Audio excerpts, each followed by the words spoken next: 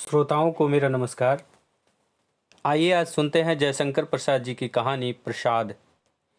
मधुप अभी किसले सया पर मकरंद मदिरा पान किए सो रहे थे।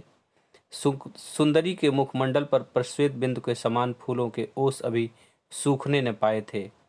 अरुण की स्वर्ण किरणों ने उन्हें गर्मी न पहुंचाई थी। फूल कुछ खिल चुके थे परंतु थे अर्ध विकसित। ऐसे सौरभपूर्ण सुमन सवेरे ही जाकर उपवन से चुन लिए गए थे।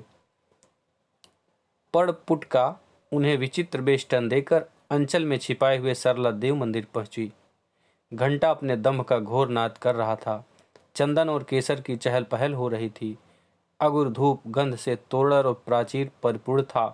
स्थान स्थान पर स्वर्ण श्रृंगार और रजत के नैवेद्य पात्र, बड़ी बड़ी आरतियां, फूल चंगेर सजाए हुए धरे थे। देव प्रतिमा रत्न आभूषणों से लदी हुई थी। सरला ने भीड़ में घुसकर उसका दर्शन किया और देखा कि वहां मल्लिका की माला, पारिजात के हार, मालती की मालिका और भी अनेक प्रकार के सौरभित सुमन देव प्रतिमा के पदतल में विकीर्ण हैं। शतदल लौट रहे हैं और कला की अभिव्यक्ति पूर्ण देव प्रतिमा के ओष्ठाधर में रत्न की ज्योति के साथ बिजली सी मुस्कान रेखा खेल रही थी, जैसे उन फूलों का उपहास कर रही हो। सरला को यही विदित हुआ कि फूलों की यहाँ गिनती नहीं, पूछ नहीं। सरला अपने पाणी पल्लव में पड़पुट लिए कोने में खड़ी हो गई। भक्त वृंद अपने नैवेद्य उपहार देवता को अर्पण करते थे।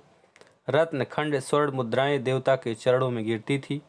पुजारी भक्तों को फल फूलों का प्रसाद देते थे। वे प्रसन्न होकर जाते थे।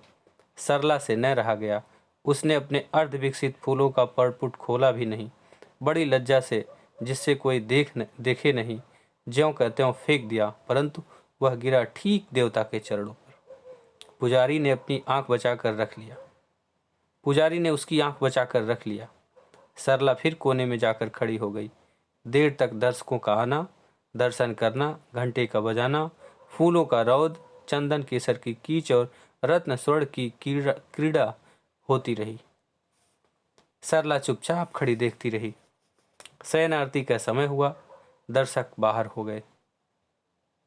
रत्न जड़ित स्वर्ण आरती लेकर पुजारी ने आरती आरंभ करने के लिए पहले देवता प्रतिमा के पास के फूल हटाए, रत्न आभूषण उतारे, उपहार के स्वर्ण रत्न बटोरे। मूर्ति नग्न और विरल श्रृंगार थी। अकस्मात पुजारी का ध्यान उस पड़पुट की ओर गया।